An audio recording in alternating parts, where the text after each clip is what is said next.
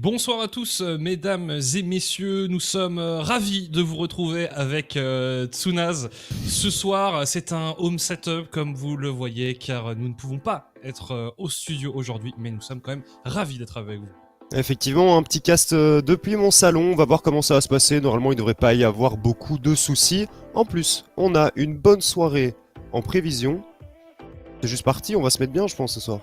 Ouais, on a clairement des très beaux matchs, hein. La course au playoff qui continue à être extrêmement serrée, extrêmement disputée entre toutes ces équipes. On va d'ailleurs avoir l'occasion d'ici moins de 15 minutes d'observer Sector 1 contre Ion Squad, deux équipes qui clairement cherchent ce spot. Ils veulent clairement rejoindre les playoffs et les Sector 1 qui sont dans une bonne dynamique actuellement. On aura le temps d'en reparler de toute façon un petit peu plus tard. On vous le rappelle, si vous souhaitez venir discuter des ESL sur Twitter, n'hésitez pas à nous rejoindre en utilisant ce petit hashtag ESLOL tout simplement. Tout à fait, tout ce qui se passe autour de la ligue, eh bien on utilise souvent ce hashtag pour en parler. Donc voilà, n'hésitez pas à venir soutenir votre équipe favorite, à venir poster un billet d'humeur, je ne sais pas, autre chose. En tout cas, on va pas tarder à regarder un peu ce qui s'est passé, à se rafraîchir la mémoire avec les highlights de ce lundi qui paraît si loin, ce lundi où on était encore en studio et où on avait pu voir Sector 1 et 7am s'affronter. Cette game, elle était exceptionnelle, notamment ce teamfight. On le rappelle pour ceux qui n'ont pas vu le match, les Sector 1 avaient 8k gold d'avance à une vingtaine de minutes de jeu. Et ici, barreau d'honneur côté 7am et on arrive à retourner complètement la game en gagnant ce teamfight contre les Sector 1. Ouais, c'était extrêmement serré, les Sector 1 qui avaient fait une petite erreur à un moment et qui derrière avaient semblé comme paralysés et n'avaient plus trop osé jouer de manière proactive. Du coup, les 7am qui ont capitalisé là-dessus et qui sont revenus. Ça s'est joué dans les derniers instants, ça s'est joué sur ce mouvement. Vous allez le voir, Infoneral avec sa Leona qui va face-check un bush et qui va se prendre la sauce tout simplement, avec tous les 7am qui vont lui tomber dessus. Mais derrière, les Sector 1 qui vont ace tout simplement les 7am ici et parvenir à aller chercher la win. Ouais, les Sector 1 qui devaient clairement être contents, il y a juste un Infoneral qui finit par tomber, le reste de la line-up reste en vie, on peut TP tranquillement sur la top lane et venir chercher la win. Ils sont fait un peu peur quand même, mais au final, une victoire reste une victoire. Une autre victoire, c'était celle des Ion Squad face au MCON, deux équipes au coude à coude. Et malgré finalement les pronostics qui mettaient plutôt MCON devant, ce sont les Ion Squad qui ont réalisé une très bonne game et qui sont venus s'imposer. Ouais, la compo poke à nouveau de par les Ion qui nous font une game ultra clean. Velia sur sa Nidalee, il nous a dit d'ailleurs que c'était son champion préféré qui a été impérial tout le long de cette game. Et puis les Ion qui ont juste été meilleurs au final, les MCON tu les sens un petit peu, tu les sentais un petit peu perdus sur cette game. On le rappelle aussi, c'était la première fois que leur support jouait avec eux en compétitif, à savoir Velocity, et malheureusement ça ne s'est pas bien passé. Non, ça s'est pas bien passé. On est toujours en recherche de stabilité, on va dire, dans cette équipe. Ils sont toujours dans le top 4 à l'heure actuelle, mais ils ont encore du taf pour se qualifier en playoff. Il y avait également un autre match, c'était le KRC Genk contre le KV Mechelen. Un match des extrêmes entre le premier et le dernier. Et logiquement, Genk s'est imposé facilement. Ouais, une rencontre très déséquilibrée. On voit un petit peu aussi que les KVM se sont fait plaisir au niveau de la draft. Lian qui joue Kane, on a un Yasuo mid côté Meto. Et en 20 minutes, la game était terminée. C'est plus ou moins ce à quoi on s'attendait. Mais le KRC Gang qui à nouveau nous montre qu'ils sont l'équipe la plus dominante dans les ESLOL actuellement. Ouais, clairement, ça n'a pas été trop difficile pour eux. Du côté du KV Mechelen, on tentait un peu une draft audacieuse, on va dire, et puis on avait terminé la soirée par Echo Zulu contre les Lowland Lions. Les Lowland Lions qui ont, disons, remontré le bout de leur nez. Urban qui fait clairement la meilleure game de son split, même s'il y avait du bon du côté des Echo Zulu, notamment au niveau de la botlane, Dragdar et Nightmare qui ont réussi à prendre énormément de kills en 2v2, Bravado qui a toujours un peu de mal, même sur son Taric ici. Au final, c'est une win pour les Lions et une win dont ils avaient clairement besoin. Voilà, petit récap des résultats de ce lundi avec la victoire de Sector 1, on l'avait vu, la victoire également d'Ion Squad, de Genk et des Lowland Lions. Les Lowland Lions, on ne sait plus trop quoi en penser maintenant, puisqu'ils ne cessent de montrer le meilleur et le pire. En tout cas, ils sont encore dans la course au playoff. Et comme tu le dis, on sait vraiment jamais ce qui se passe avec les Lions. C'est soit ils win, soit ils lose. On sait vraiment pas, vrai. Urban qui sait pas trop ce qu'il fait de temps en temps, et puis il nous sort la game qu'il nous a sorti lundi qui était exceptionnelle. Donc tu vois que parfois le potentiel que l'équipe avait monte le bout de son nez, mais il y a des fois où ça fonctionne juste pas du tout.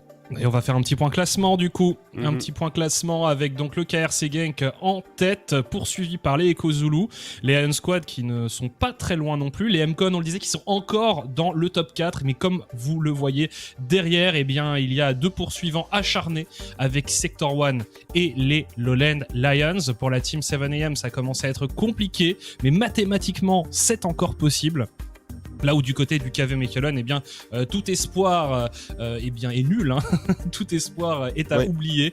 Mais ils seront toujours là peut-être pour, disons, aller titiller une équipe qui jouerait sa place en play-off. Ce soir, ils vont jouer contre les MCON et peut-être qu'ils pourraient mettre des bâtons dans les roues de cette équipe. Alors petite chose à noter, les 7M ont 3 wins actuellement. Pour passer dans le top 4, il faut 6 wins au minimum. S'ils ne gagnent pas leurs 3 prochaines games, c'est aucune chance d'aller en playoff tout simplement. Donc pour les 7M maintenant, c'est tout ou rien, que des wins ou c'est terminé pour les playoffs. Ouais, c'est tout ou rien, et il faut aussi qu'il y ait un petit alignement des planètes au niveau des performances des autres équipes. Donc ils n'ont pas leur destin 100% en main.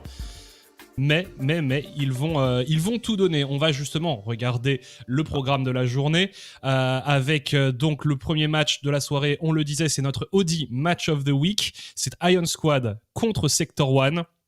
On aura ensuite une opposition au sommet entre le KRC Genk et les Echo Zulu. Vraiment un match à suivre. Soyez là. On aura ensuite en troisième match de la soirée les Lowland Lions contre la Team 7am. 2 équipes donc, on le disait, toujours en quête de play-off. Et on terminera la soirée avec ce match MCON LG Ultra Gear contre le KV Mechelen. Est-ce que les MCON vont tomber dans le piège du KV Mechelen ? Ça, on aura l'occasion de le voir. A priori, les MCON sont nettement favoris, mais forcément, quand on a enchaîné autant de défaites ces derniers temps, parce qu'on le rappelle, leur deuxième partie de split ne se passe pas bien du tout. Quand on a enchaîné autant de défaites, c'est parfois dur d'aller se remobiliser, d'aller trouver les dernières ressources pour aller se qualifier en play-off. Et on le voit, le filet de sécurité qu'ils ont dans ce top 4, il commence à être de plus en plus fin.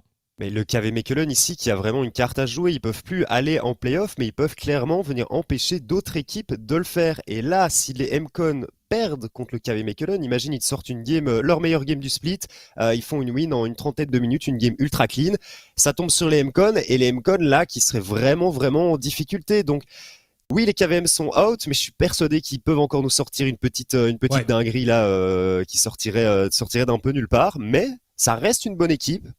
J'espère qu'ils vont faire le taf. On va regarder justement un peu les résultats qui ont eu lieu durant les matchs allés. On va voir que, bien évidemment, à ce stade de la compétition, chaque win compte, chaque victoire compte. Et bien, à l'aller, il y avait eu une victoire d'Iron Squad contre les Sector 1. Donc ça s'était bien passé pour eux. Là, on a quand même des Sector 1 qui sont dans une autre forme, clairement. On avait ensuite une victoire de Genk contre Echo Zulu, ça c'est aussi plus ou moins ce qui a été pronostiqué ce soir. Lowland Lions contre 7am, aussi un match, je pense, qui est peut-être plus close que ça ne l'avait été à l'aller, parce qu'il y a eu du progrès du côté de 7am, là où du côté des Lowland Lions, on ne sait jamais quoi en penser. Et puis on avait vu aussi une victoire d'Emcon contre le KV Mechelen.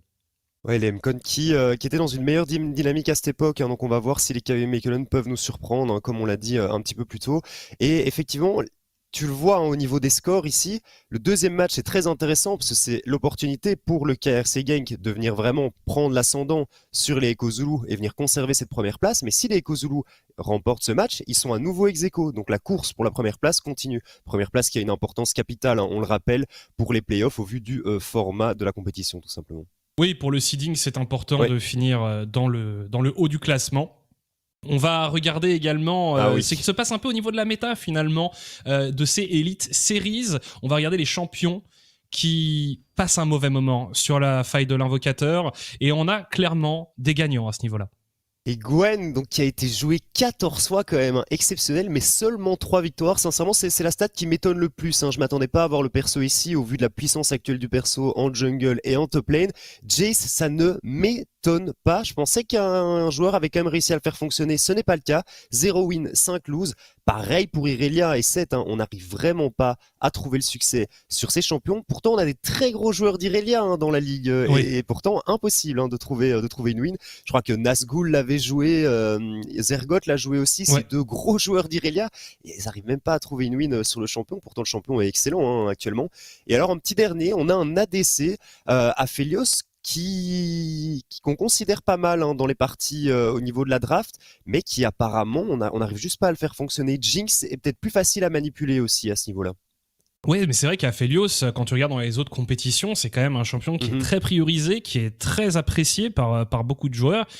Et en Elite Series, ça ne fonctionne pas. Et idem pour Gwen, hein, c'est vraiment la même chose que l'on peut appliquer à Gwen. Ce Gwen, 75% de pick et ban, c'est quand même énorme. Aphelios, de son côté, il est seulement à 9%, donc ça va. Et sur cette game, c'est possible qu'à chaque fois, il tombe dans l'équipe qui est un petit peu moins forte à un moment ou un autre, et donc il enchaîne les défaites. Mais très clairement, on le voit beaucoup moins que dans les autres compétitions. Et va savoir pourquoi.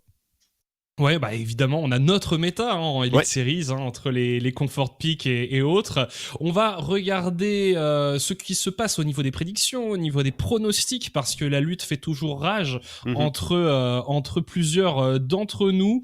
J'ai eu le bonheur de repasser en tête après la journée de lundi, mais on le voit, il y a peut-être un clutch qui pourrait être effectué par Tom Sonic, puisqu'on a quand même des prédictions très différentes, et puis Dino qui est toujours en embuscade.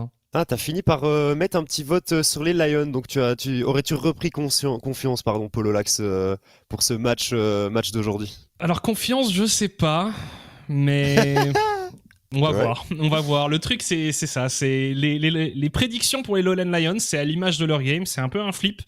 Donc voilà, on verra s'ils me donnent raison aujourd'hui, s'ils me donnent une victoire aujourd'hui, ou s'ils retombent dans leur démon et qu'ils s'inclinent face au 7am. C'est probablement un des matchs... Vraiment, en fait non. Premier et troisième match sont les plus durs à pronostiquer, je pense. J'aurais imaginé plus de gens d'ailleurs voter pour Ion Squad sur le premier match de la soirée, parce que clairement, ils sont troisième au classement et ils ont montré de bonnes choses ce lundi. Mais c'est vrai que Sector One, il y a aussi un peu le côté, l'histoire, la belle histoire que ce serait de les voir arriver jusqu'en playoff. Je pense que beaucoup de gens y croient et beaucoup de gens ont peut-être envie de voir cela se réaliser, parce qu'on le rappelle, c'est une organisation assez légendaire, assez mythique dans le Benelux. C'est une organisation qui est très titrée aussi, qui a toujours fait partie du top, et donc les voir autant en difficulté, ça ferait un peu bizarre. Voir des playoffs sans eux, ça nous ferait aussi assez bizarre. On verra ce qu'ils arrivent à faire, mais clairement ce match qui va commencer d'ici assez peu de temps, puisque d'ici 1 minute 30 on va arriver en draft, ça va être un match je pense très intéressant à suivre entre deux équipes qui ont encore pas mal de choses à prouver. Alors, une chose que j'aimerais bien rajouter, c'est les Ion Squad. Lundi, ils ont vraiment été très très clean, effectivement, mais ils ont tendance à pas du tout être constants dans leur force. Et la semaine dernière, ils nous ont fait une game ultra clean le lundi, et mercredi, ça se passe à nouveau beaucoup moins bien. On cherche un petit peu, on sait pas trop où on va au niveau de la draft en game, petits soucis de communication. Et de l'autre côté, les Sector One, je les sens quand même vraiment, vraiment en force, dans une bonne dynamique. Et je suis persuadé que s'ils font une bonne game, un early game correct, les Ion Squad en général, s'ils gagnent pas l'early, ils perdent un peu prise quand même et ils se prennent les pieds dans le tapis, quoi. Donc Sector One, je comprends pourquoi les gens je comprends pourquoi il y a autant de gens qui ont voté pour eux aujourd'hui. Ouais, alors d'ailleurs à noter du côté d'Ion Squad, un pick qu'on voit beaucoup en ce moment, on le verra peut-être dans cette draft aussi, c'est le Ziggs de Fliff, qui nous a quand même souvent habitués à jouer des AD carry un peu plus traditionnels, et qui depuis quelques games quand même met beaucoup de priorité sur le Ziggs. On l'a vu beaucoup le pick, donc à voir si ce sera toujours un pick qui sera peut-être pas contesté, parce que du côté des Sector One on ne le joue pas, mais en tout cas qui sera priorisé, qui sera envisagé par les Ion Squad. C'est vraiment, on le rappelle, un match très important pour eux, puisqu'alors il me semble que s'ils s'imposent, ils sont quasi sûrs d'être en playoff. Les Ion, ou en tout cas, c'est possible. Peut-être pas à 100%, je suis vraiment nul au niveau des mathématiques pour les scénarios de playoff, mais ils seront en très bonne voie. Je pense que non, parce que ah oui si, non en fait je suis pas certain, mais je pense que c'est 9 victoires pour être à 100% qualifiés, et comme ils en ont que 7 actuellement, il leur faudrait une win de plus tout simplement. Donc ça ne passerait pas. Sector 1 qui ouvre du coup le bal et cette phase de draft avec un ban de Corki. On veut vraiment pas laisser les Iron Squad jouer une compo poke à nouveau, donc on va voir si Ziggs dont tu parlais avant va être ban également. Ça c'est fait, bien joué à toi. Et bon, la série qui est enlevée à nouveau, c'est très classique. Les Sector 1 ont gagné une fois dessus, donc... C'est amusant parce que vraiment, ouais, le Corki, le Ziggs, c'est vraiment deux pics clés pour les Iron Squad. Donc, on voit qu'on a fait cette voie du côté des Sector 1 et qu'on veut en effet, on refuse d'affronter une compo poke. Alors, le ban Orianna, c'est plus surprenant, étant donné ce que l'on peut voir en ce moment dans la méta, mais clairement, on respecte cette Orianna. Ça va être le first pick du côté des Sector 1. La Gwen est ouverte. Il y a aussi le Tryndamere qui est très apprécié du côté des Sector 1, mais c'est la Gwen qui est lock en premier. Je pense que le Trinda, on va le conserver plutôt pour la deuxième phase de draft. Le Jhin ici qui est lock pour Fif avec une Leona, donc de l'engage, énormément de range sur ce Jhin. On pourrait toujours tenter de partir sur une compo poke-ish, en prenant peut-être un Xerath quelque part sur la mid lane, voire un Jace au top, mais ça fonctionne pas spécialement bien. Et alors le Braum qui est pris, on va potentiellement sécuriser la DC ici. Alors... il y a le fameux Aphelios qu'on a vu dans les champions qui ne marchent pas, mais est-ce que M-Test va s'y risquer? On va le voir. Il nous a joué beaucoup de Lucian aussi, et il y avait le fameux Tryndamere qui était encore disponible et qui va être lock. Et on le rappelle, très c'est intéressant. C'est plus ou moins un flex entre Simply et Lumerion. Donc c'est ultra intéressant. On a un Braum avec 2 mêlées en plus. J'aime beaucoup cette ouverture de draft côté Sector 1 ici. Et surtout, la Gwen, on peut aussi l'envoyer en jungle. Donc là, vraiment, il y a énormément de possibilités de flex. Pour l'instant, on ne se dévoile pas trop du côté de Sector 1 et on se laisse beaucoup d'options pour la deuxième phase de pick et ban. Là où du côté d'Iron Squad, sur quoi on va se diriger? Un jungler peut-être? Velia, on sait que c'est un joueur clé et on n'a peut-être pas envie de le voir avoir trop de ban. Le Kha'Zix. Alors, on a beaucoup parlé du Kha'Zix d'Omulfin chez 7am. Là, on va voir ce que donne le Kha'Zix de Velia. Velia, il est parti en mode full solo queue là, avec sa Nida de lundi, son Kha'Zix maintenant. Oh là là là là là là, on va voir ce qu'il va être capable de faire. À savoir que c'est quand même très all-in, si Kha'Zix n'arrive pas à prendre l'ascendant en early, il va pas servir à grand chose. Bon, on suit avec un ban Aphelios ici, l'Aphelios dont on parlait, qu'on ne souhaite pas laisser au M-Test. Tu sais ce que j'aime bien en moi, c'est Lucian avec Braum. Et on sait qu'M-Test joue pas mal le Lucian aussi, donc ça pourrait être un ban potentiel. Alors, ce qu'on voyait beaucoup jusqu'à présent, c'était le Lucian Nami en bot lane, mais c'est vrai que Lucian Braum, ça reste un combo vieux comme le monde, beaucoup de possibilités d'auto avec le Lucian. Le passif de Braum fonctionne bien avec, c'est basique, mais ça fonctionne. Le ban Malphite, intéressant du côté des Sector 1. Et le ban Ezreal, pardon. C'est vrai que le Malphite fonctionnerait pas mal contre Tryndamere et contre Gwen, qui sont deux champions qui utilisent, qui ont besoin d'attaque speed un minimum. Et donc Malphite avec son petit saut d'attaque speed qui aurait pu être très très intéressant. On veut pas le voir, on le ban, c'est un ban qui est assez original, mais je le comprends tout à fait. Et on suit le Ryze avec un ban Ryze. Ok, pourquoi pas. Pourquoi pas. La Harry. Alors. La Harry, on parlait des champions qui ne fonctionnaient pas jusqu'à présent. La Harry, elle a peut-être été moins jouée, mais elle pourrait faire partie des champions qui n'ont pas une efficacité de dingue en Elite Series. Je préfère Veigar. Par contre, Veigar, c'est vraiment incroyable, surtout contre autant de champions mêlés. Pour te protéger avec la cage, c'est vraiment cool. Je préfère ça. La Harry, pour moi, elle fonctionne pas. Le changement du perso est ok, mais il y a tellement pas de dégâts qu'il n'y a aucun intérêt de venir chercher la Harry ici dans la draft.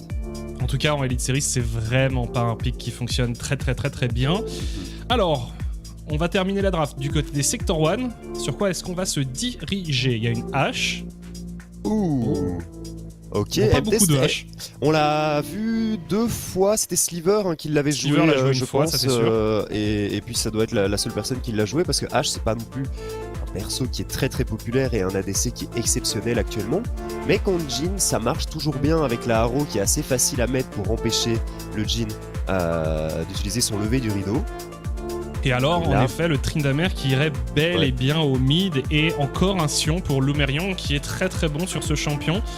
Alors, voilà, je pense que lui aussi a envie de jouer Tryndamere, mais C'est une équipe qui n'hésite pas à mettre son top laner sur des champions engage, sur des champions tank, là où on voit beaucoup d'équipes qui sont assez réticentes, on voit beaucoup d'équipes qui n'apprécient pas ça, et du côté des Sector One, ça ne leur fait pas peur, et on termine la draft avec un Atrox. Évidemment, un match-up pas rigolo pour le Sion, mais encore une fois, un Sion, c'est un tank, c'est une grosse engage, ça a toujours moyen d'être utile dans la partie. Écoute, on l'a vu lundi, Lumerion il s'est fait spam gank toute la game. Les 7M l'ont pas lâché de la partie, peu importe où il était sur la map, il y avait 3-4 personnes qui venaient essayer de l'embêter même sous sa tour.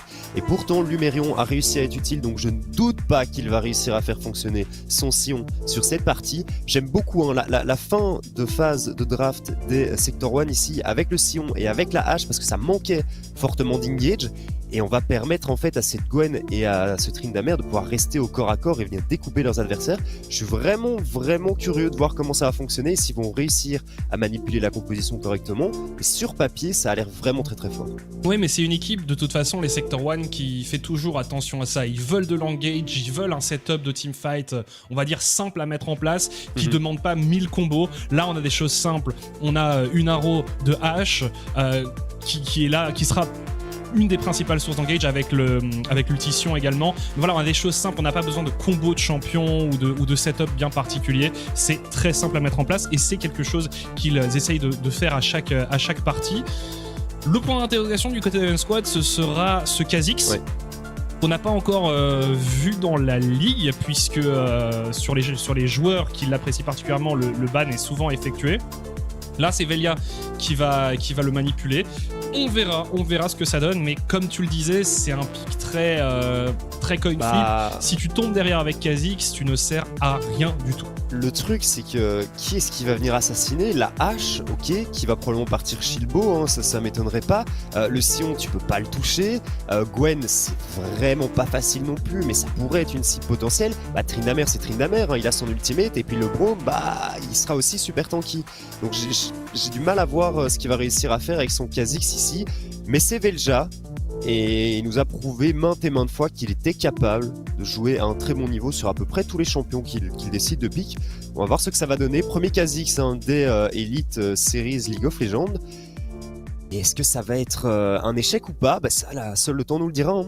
Ouais, on le rappelle, c'est une game très importante, donc j'imagine qu'on a quand même certaines certitudes sur ce pick Kha'Zix, mais voilà, une game capitale pour ces deux équipes.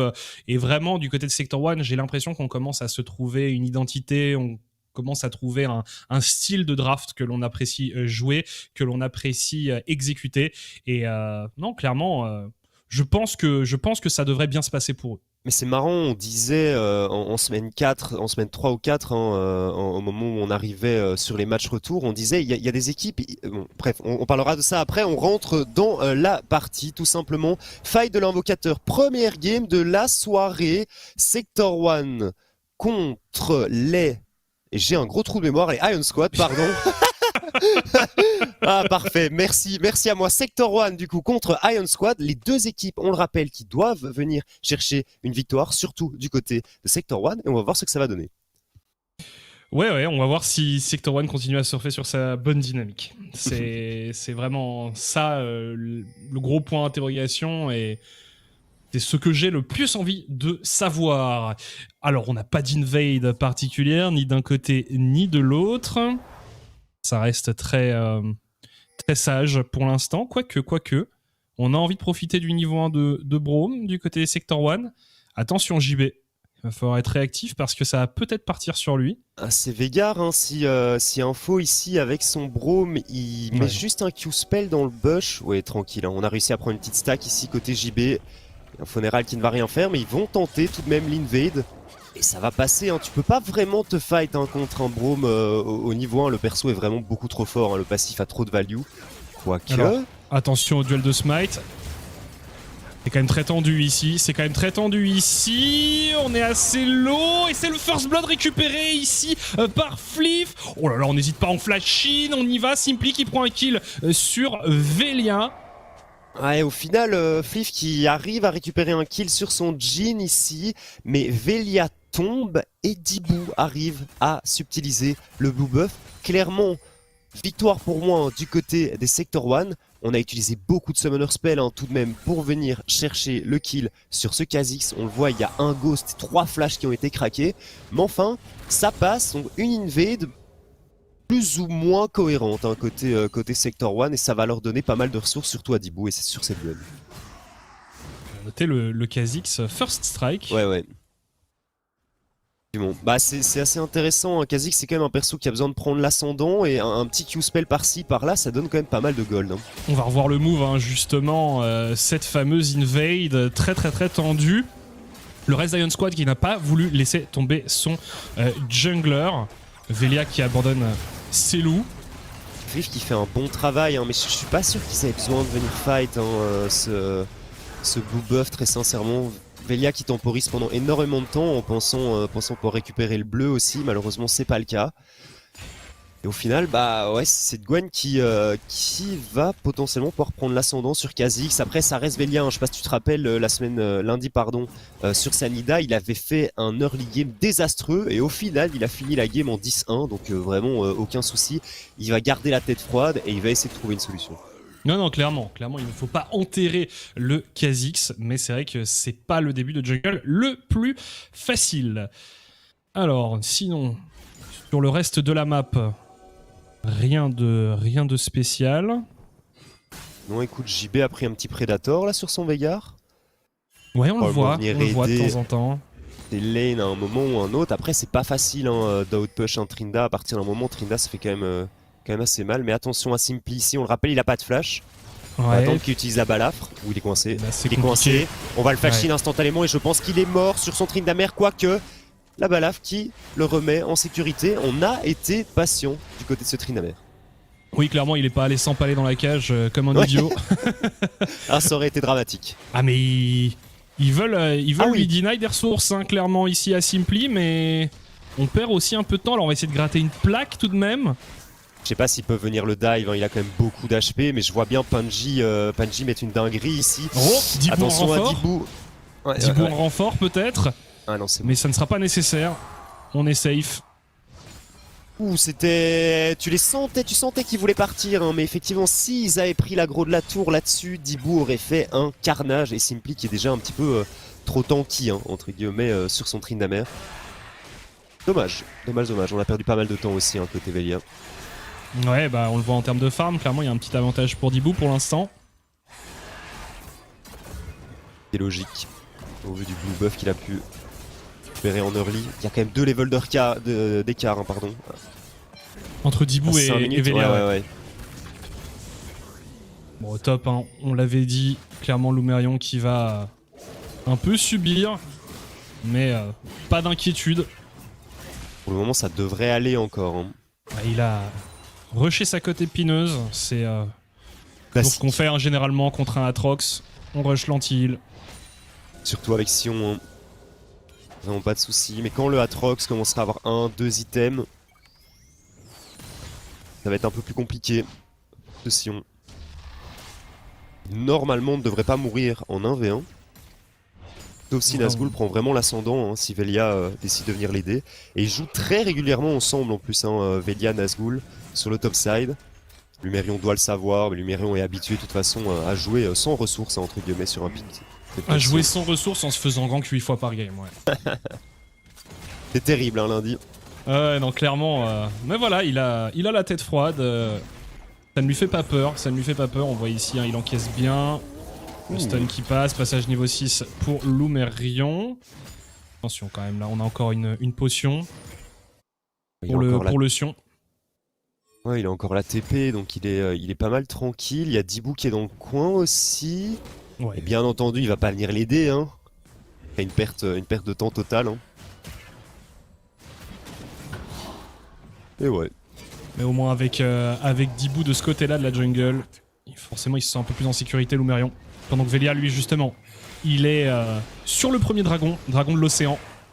Ça met bien en early, ça. Ouais, clairement. Gros Drake pour la phase de lane. JB qui vient aider. Mais attention, il y a un 2v2 qui va peut-être s'engager. Le bon zoning grâce à la cage. Et finalement, opération réussie pour les Iron Squad qui s'emparent du Drake et qui s'en tirent sans problème. Et le Blue Buff, hein, ils ont le timer en tête, les Sector 1, ils viennent à nouveau le contester, on le deny à ce Veigar, c'est ultra important hein, sur Veigar pour commencer à enchaîner les stacks. Il a une tire donc ça devrait pouvoir se faire tout de même, mais la CDR reste quand même très intéressante. Hein. Donc c'est pas trop mal hein, pour les Sector 1, on laisse le Drake tout de même, mais on continue à mettre la pression et on continue à essayer de mettre Dibou sur sa Gwen devant. Ouais, on voit qu'on a bien identifié les menaces hein, du côté des Sector 1. Essayer de gêner Velia au maximum et par extension le Veigar. Parfait parce que Veigar en late contre le Trinda et la Gwen il va vraiment faire plaisir. Ah oui clairement. Un peu du mal à voir, ma seule grosse inquiétude hein, du côté des Ion c'est qu'ils ont pas grand chose pour venir faire tomber Lumerion sur son sillon. Veigar c'est pas un tueur de tank, hein. Pareil Jhin ça doit être le pire ADC hein, pour venir faire tomber les tanks. Ouais, il y a juste le Atrox hein, qui devrait faire un travail tout à fait raisonnable à ce niveau-là. Et Lumerion qui devrait pouvoir faire le taf en 5v5. Alors, on se place autour de ce héros de la faille. En tout cas, on a récupéré le Carapateur top. Et on swap, on envoie M-Test sur la top lane. Ouais, ils veulent vraiment aller chercher l'objectif. Hein. Ouais, on voit aussi d'ailleurs Lumerion hein, qui est vers la mid lane. Est-ce qu'on va tenter un 5v5 ici? Simply qui se fait emprisonner dans cette cage.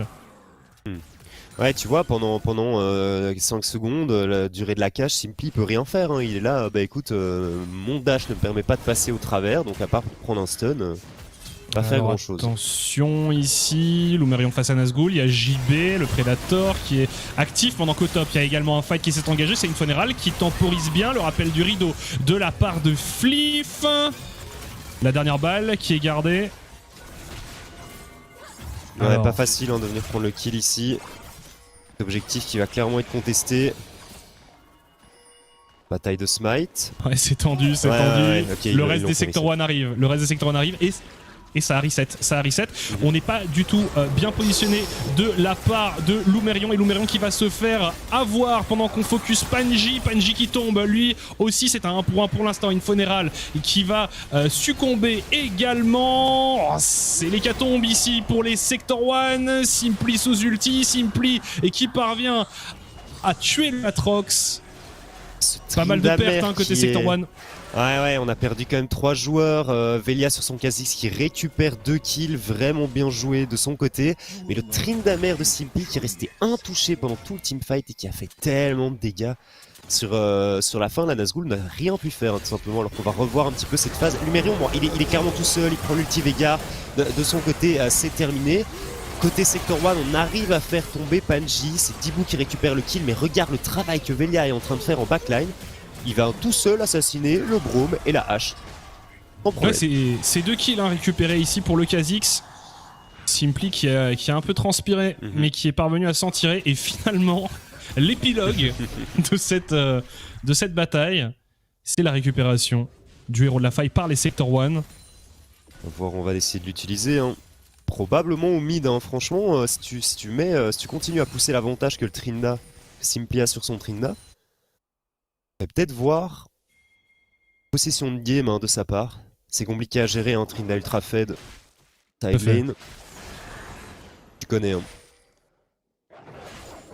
C'est clairement pas sur Lumerion qu'on va mettre les ressources. Hein.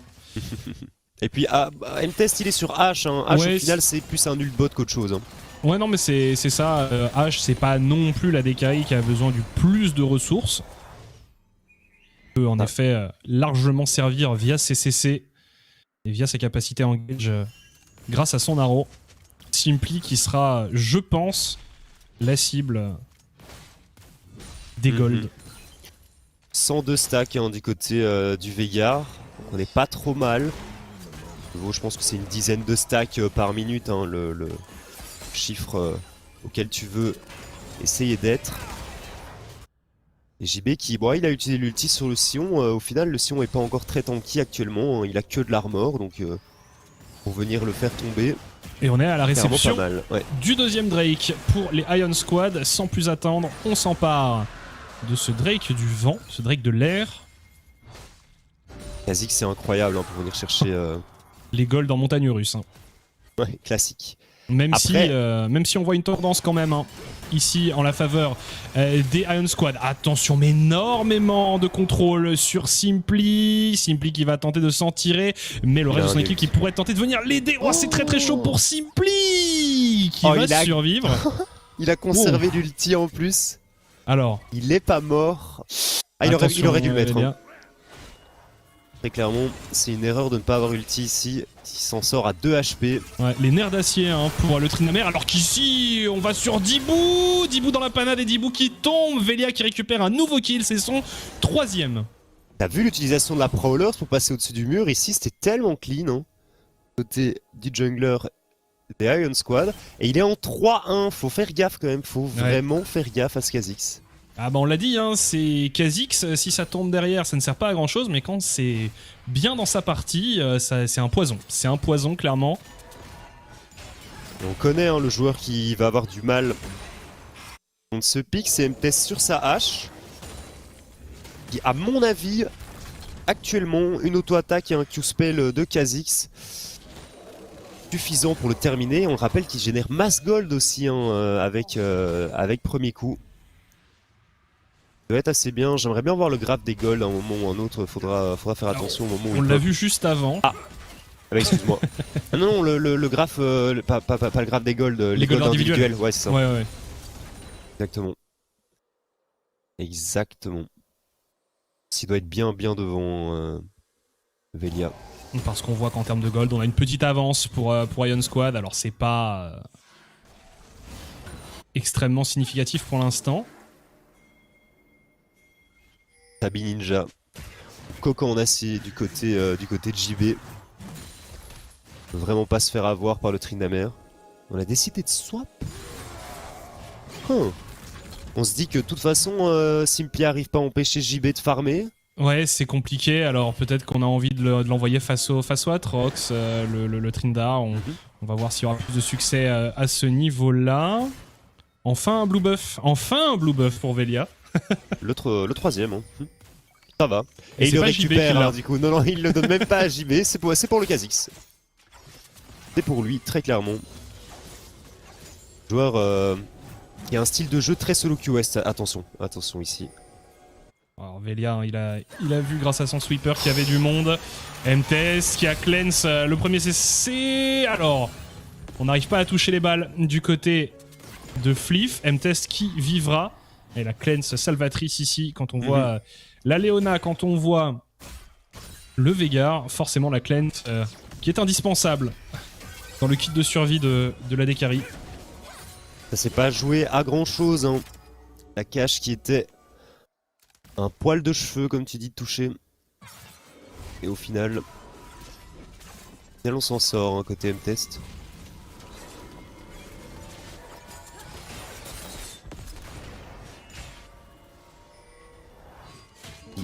Je pense qu'on va se calmer avant l'arrivée du Drake là dans 1 minute 20. Pas besoin de trop forcer. Hein. Il va falloir le contester hein, du côté des secteurs 1, il n'y a pas le choix. Hein. Ça fait déjà 2 pour la Ion Squad. Oh là là, Velia qui vient subtiliser le blue buff et complètement détruire la Gwen. Ça fait mal à voir pour Dibou. Ah, il s'est fait éclater, Dibou, il a pas de flash donc il n'y a aucune chance de s'en tirer à partir du moment où Kha'Zix est à son corps à corps. Velia qui a quand même réussi à steal le bleu avec les dégâts de son jump. Hein. C'est beau. Ah non, c'est clairement... ça fait peur ce genre de game quand tu vois un champion comme Kha'Zix aussi bien dans sa partie. Il faisait 4 kills, il a même récupéré le blue buff. Là vraiment, il fait payer son adversaire pour tous les blue buffs. C'est ce qu'on avait dit hein, en early game, ça s'est pas bien passé au niveau 1, ça aurait clairement mieux se passer hein, de son côté. Et au final, bah, il est devant au farm, il est clairement devant au kill et il a un level d'avance aussi. Donc, Velia il m'impressionne hein, très sincèrement. Ouais, c'est ça qui est marrant, c'est que c'est quand même souvent un joueur sur lequel on met une certaine pression, sur lequel on tente de mettre l'accent du côté des adversaires, et pourtant il arrive quand même très souvent à sortir des games plus que décentes. Et là, on va avoir un Drake qui va arriver. Alors, rencontre entre... Les dégâts sont dingues, hein. Les dégâts sont dingues. Alors que, on essaie de se positionner. Dibou... Essaye de rentrer. Ça va être un 5v5. Ça va très clairement être un 5v5. Parce que tu le disais, ce Drake, il est très important. Velia qui se repositionne. Il utilise très intelligemment tous les petits portails là. La map Hextech, attention, on se prend la cage ici, on va prendre pas mal de dégâts. Côté Lumérion, le flash qui est totalement raté. La relâche qui est partie ici sur Pani. Nazgûl qui essaie de faire un petit travail. Lumérion qui part en backline, mais on va se retourner sur lui et directement venir le one shot ici. Pani qui a réussi à pas mal temporiser ses adversaires alors que Infoneral tombe aussi. Et je pense qu'on va devoir s'en aller, on va devoir abandonner ce Drake. Hein. Ouais, du côté de Sector 1, il n'y a pas le choix. Simply qui va décider de tenter une petite chose ici. On a encore l'ultimate, on décide de flash in directement, mais on est en 1v4. On fait tout de même tomber Nazgûl sur son Atrox. De l'autre côté, on arrive également à prendre Flip Simply qui fait un taf monstrueux. Malheureusement, c'est pas suffisant pour pouvoir contester ce dragon.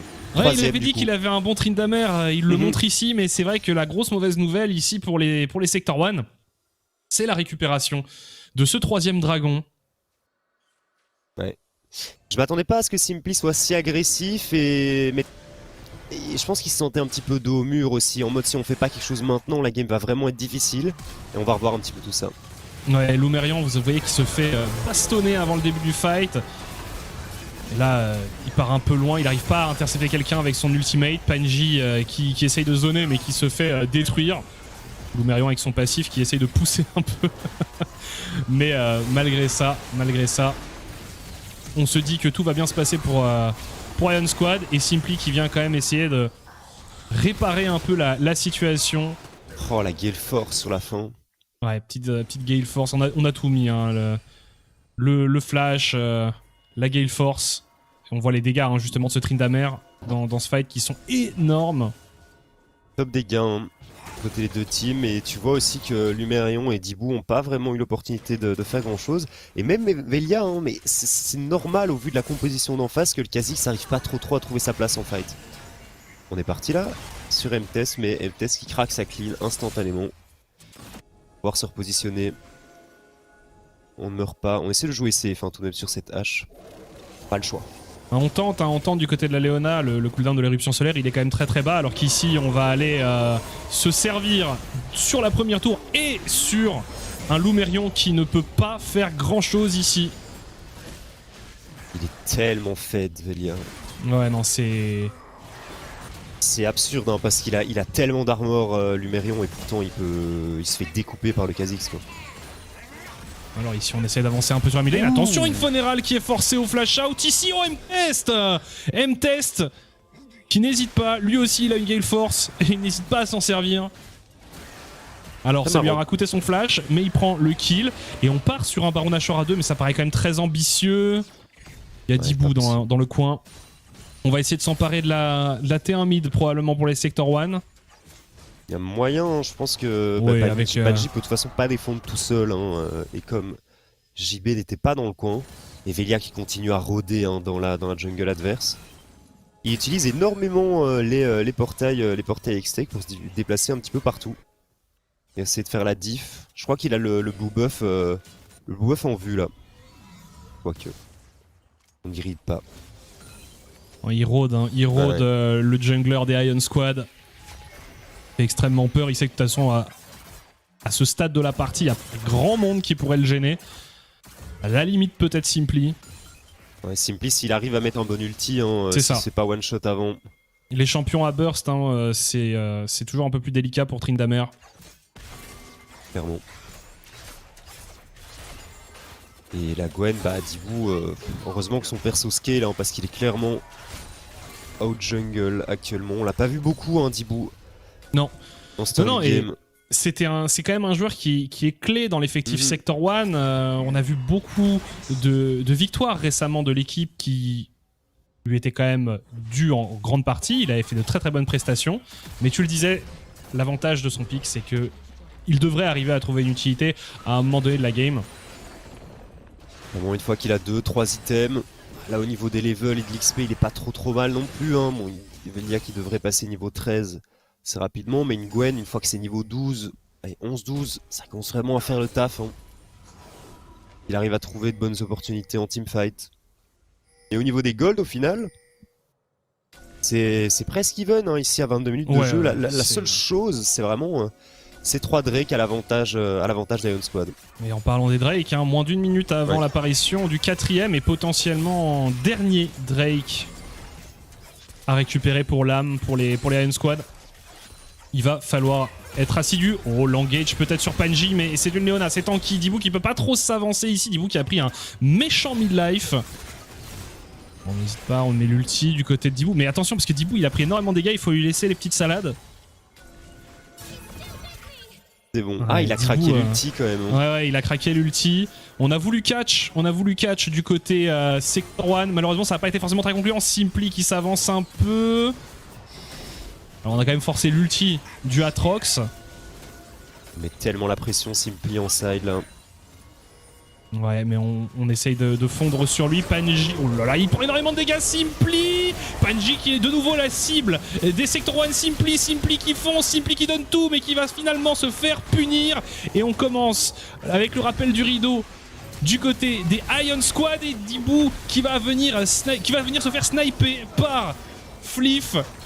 Ça sent très mauvais ici pour les Sector 1. C'est très compliqué. Et triplé récupéré ici par la Dekari d'Ion Squad.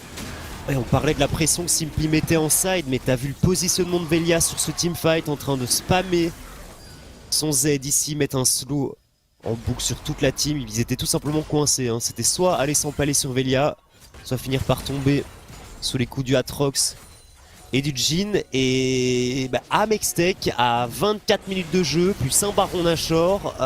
Bonne chance, hein, Sector 1. Vraiment bonne chance. Ouais, donc clairement, ça. C'était un move qui pourrait faire mal au moral des Sector 1. On le voit d'ailleurs, les primes qui sont activées désormais. Il n'y avait pas grand chose à faire, hein. Le teamfight a mal été engage, on a craqué l'ultimate de la hache et l'ultimate de la Gwen sur Panji et sa Leona. Panji qui finit par tomber, mais c'est pas suffisant. On va revoir ici le teamfight. Regarde le positionnement de Velia ici qui met énormément de dégâts sur Simply, qui va être forcé de craquer son ultimate en début de fight. On met des dégâts sur Panji, Panji meurt, mais Panji a déjà fait son travail. Et puis de l'autre côté, Simply finit par tomber, le rappel du rideau, et ici on est juste coincé. Velia qui perma-slow, le Nazgûl, le Atrox qui flash in, enfin c'est terminé. Une fois que Simply est mort, on manque quand même cruellement de dégâts hein, du côté Sector 1. Donc la cible, elle est claire pour les Iron Squad. Et ils arrivent quand même jusqu'à présent à bien se charger du Tryndamere. Et puis le fight derrière se passe bien pour eux. Et finalement, la plupart des joueurs sont bien. Hein. Tu regardes, Fliff, il a 5 kills. Le Veigar, il scale tranquillement. Et puis, il apporte énormément de zoning. Entre ça et le rappel du rideau du Jhin, ça fait quand même vraiment des zones qu'on peut contrôler relativement aisément pour les Iron Squad. Ouais, la game de Simply, elle est vraiment pas facile. Hein. C'est lui qui doit venir carry. Mais au vu de la composition en face, attention, une Funeral ici. Rappel de rideau qui est utilisé sera pas suffisant. Funeral qui a du flash out. On continue à mettre la pression du côté des Iron Squad et Nazgûl lui il push tranquillement en bot lane et je pense que personne peut l'arrêter, potentiellement Simply, mais si Simply est pas là pour le 4v4, les Sector 1 ne peuvent de toute façon pas faire grand chose. Ouais, et puis là on assiège. Alors attention, l'arrow qui est utilisé ici, on follow up avec l'ulti du Braum, l'arrivée dans le back de Simply. On met pas mal de dégâts ici, mais on n'arrive pas encore à faire tomber qui que ce soit. Finalement quand même, on a fait tomber Fliff, mais c'est un 2 pour 1 en la faveur des Iron Squad. Alors que pourtant là, on avait tout mis, on avait trouvé un bon positionnement pour le Tryndamere. On a mis l'ulti H follow par l'ulti du Braum. Et malgré ça, on n'a pas réussi à faire tomber qui que ce soit. Encore une fois, on manque de dégâts. Et pourtant l'engage de Lumerion elle est bonne, hein. On arrive à choper Velja avec l'ulti, on arrive à le bump par après, mais on est tout seul, on n'a pas les dégâts. Le reste de l'effectif Sector 1 était parti pour essayer de tuer ce Jhin. Au final ça passe, mais c'était pas exceptionnel non plus. Ça aurait pu se passer beaucoup mieux je pense au vu de l'engage que Lumerion a proposé ici sur son Sion. J'avais aussi l'impression que ça allait mieux se passer. Attention, il y a une TP, ouais. Il y a une TP, on va venir cut les Ion Squad. De nouveau en zone avec la cage du Veigar. Lumerion qui va tomber sur Velia. Velia qui arrive à jump out. Simply qui donne tout, qui veut aller au combat, à la bagarre. Mais encore une fois, on se fait stopper. On arrive à s'échapper sans perte du côté des Ion Squad. Ouais, ils ont été smart, hein. Et les Ion qui nous refont une game plutôt clean, hein. De leur côté. À l'instar de celle de lundi. Alors est-ce qu'on aurait réussi du côté des Ion Squad à vraiment être plus constant, parce que c'était un des reproches qu'on pouvait leur faire, hein, même si l'équipe a bien joué jusque-là dans ce split.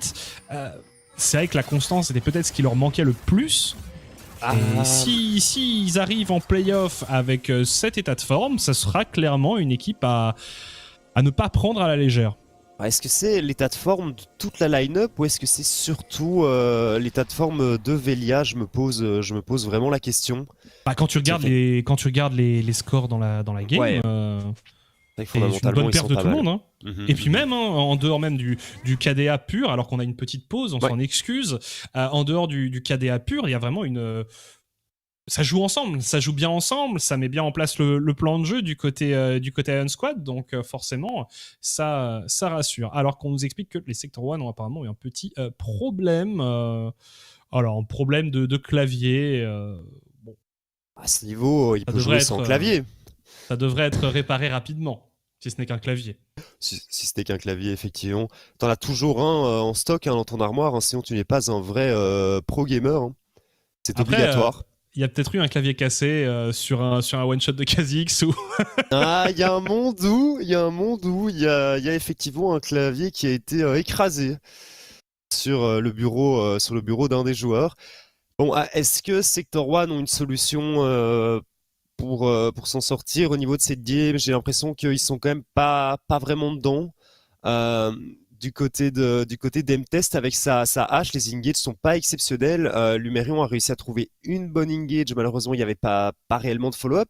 Et c'est peut-être un peu tard aussi. On a laissé énormément d'objectifs au niveau de leur league game, à savoir ces 2 dragons.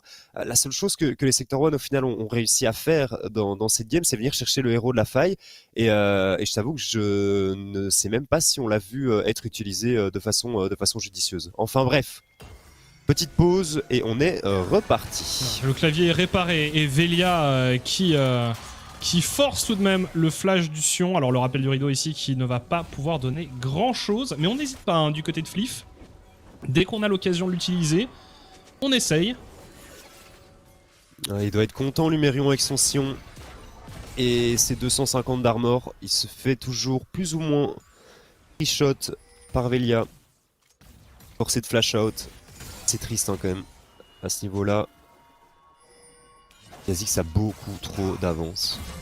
Alors Simply, qu'est-ce qu'il nous fait au bot? Il attend potentiellement de voir quelqu'un apparaître pour le...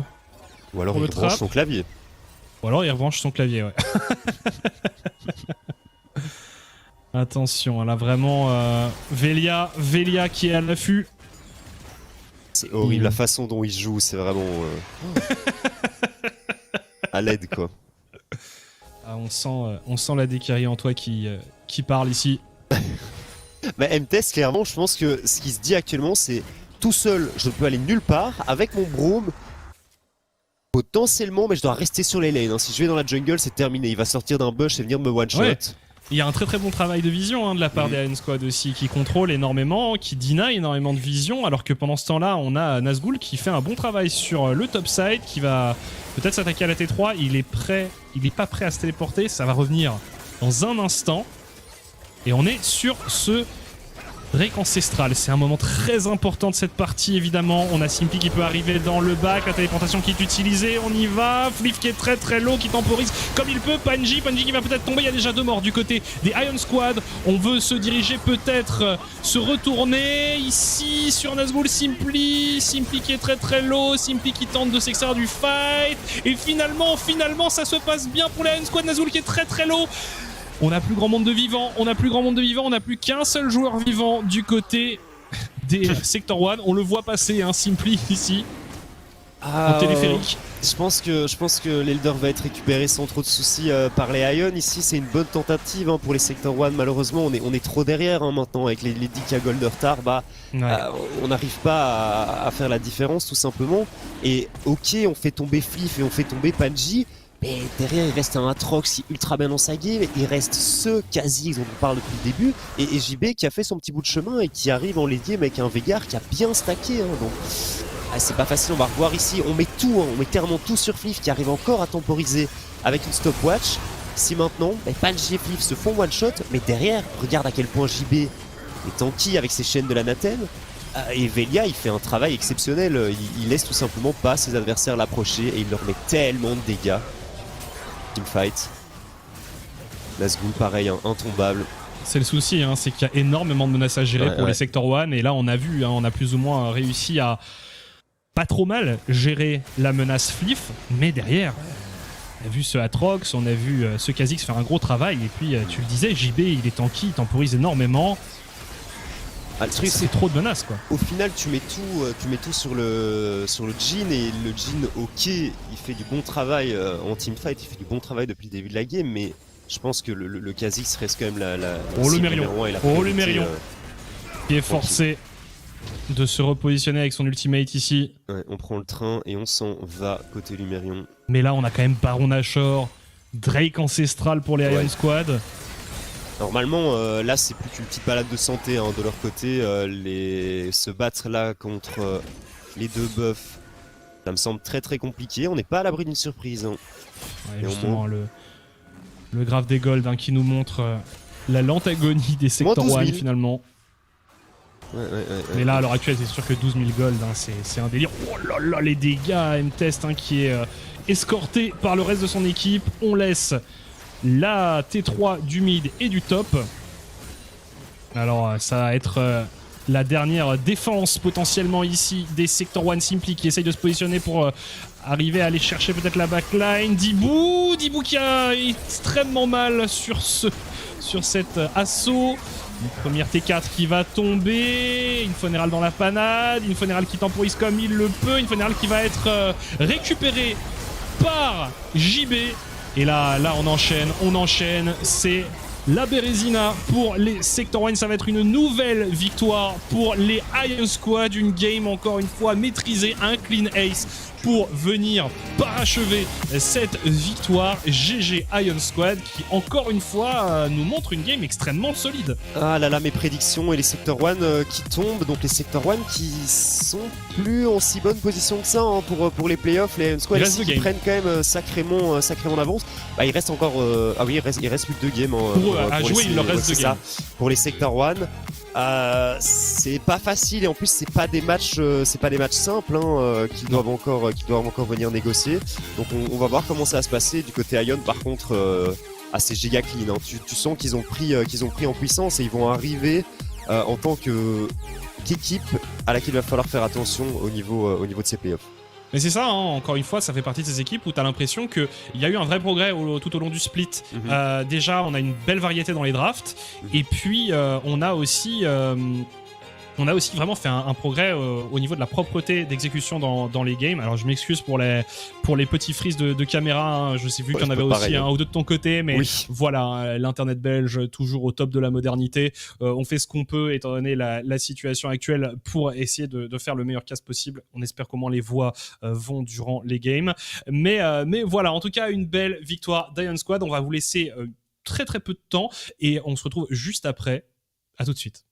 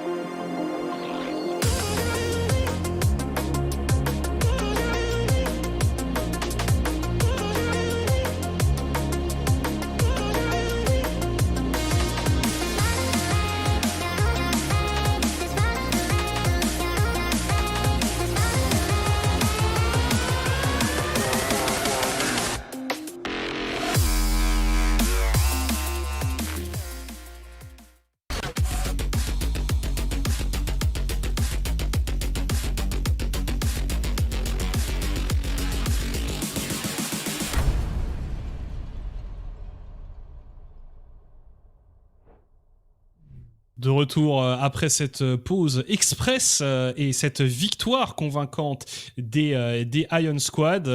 Alors on n'aura pas d'interview après ce match, mais ça va être l'occasion pour nous de parler un peu du second match de la soirée qui nous attend, à savoir Echo Zulu contre le KRC Genk.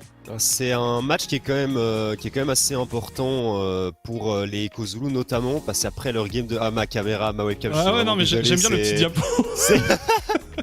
Ouais, écoutez, je suis en une image toutes les 5 secondes, c'est marrant. On a fait des tests tout à l'heure, ça fonctionnait nickel, il n'y avait aucun problème. L'image était ultra clean, aucun freeze, et là c'est le désespoir. Enfin bref, on repart sur ce match Echo Zulu versus KRC Genk, et on va parler de nos chers amis de la top lane. Oui, évidemment, toutes les lanes sont importantes, mais je pense que l'on peut très clairement parler ici de ce head-to-head en top lane entre Flaxish et Roba, deux joueurs extrêmement importants. Flaxish, on l'a vu, c'est un joueur clé pour son équipe. Roba, il est peut-être un peu plus discret que les autres saisons, mais c'est aussi dû au fait que toute son équipe performe très bien, donc il a moins de ce besoin de carry, mais je pense que cette opposition entre deux top laners aussi talentueux va être passionnante à suivre.